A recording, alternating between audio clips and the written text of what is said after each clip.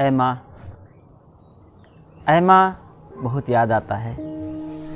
बचपन में दोस्तों से झगड़ा करके आना, पड़ोसिन का मेरे घर पर उलाहना लेके आना, पड़ोसिन के सामने माँ का मुझ पर झूठा गुस्सा दिखाना और पड़ोसिन के जाने के बाद सहलाते हुए प्यार से समझाना, ऐ माँ बहुत याद आता है, बहुत याद आता है।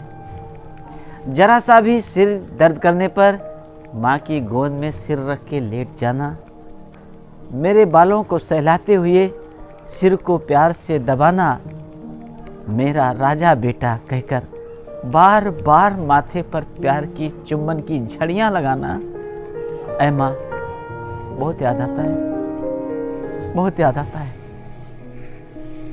माँ की थाली में खाना खाते समय मटर अपनी तरफ करके और माँ की तरफ केवल आलू सरकाना और माँ का प्यार भरी नज़रों से मेरी तरफ देखकर खाओ खाओ कहकर मुस्कुराना, ऐ माँ बहुत याद आता है, बहुत याद आता है।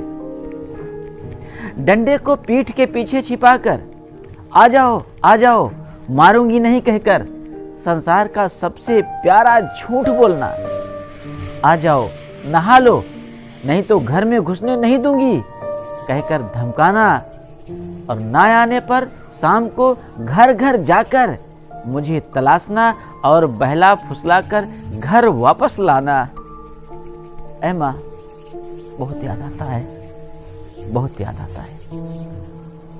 सुना है रात में सोते समय जब मैं बिस्तर गीला कर देता था तो माँ अपना आंचल मेरे नीचे बिछा देती थी, फिर दोबारा बाथरूम कर देने पर खुद मेरी जगह लेटकर मुझे सूखे में अपनी जगह लिटा देती है, ऐ माँ बहुत याद आता है, बहुत याद आता है।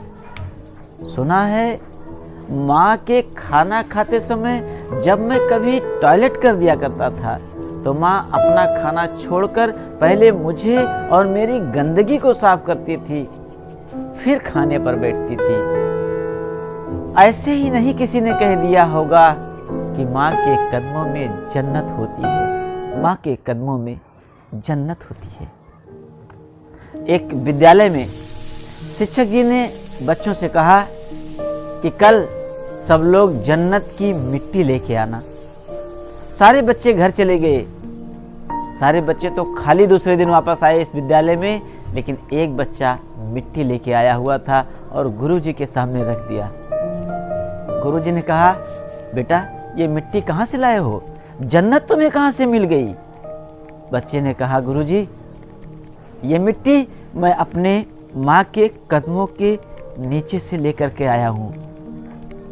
मेरी माँ के कदम किसी जन्नत से कम नहीं है, इसलिए कहता हूँ माँ की ममता की नहीं समता, माँ के रूप अनेक और माता है भगवान की मूर्ति, माँ की ममता एक, माँ की ममता एक। बहुत याद आता है, बहुत याद आता है।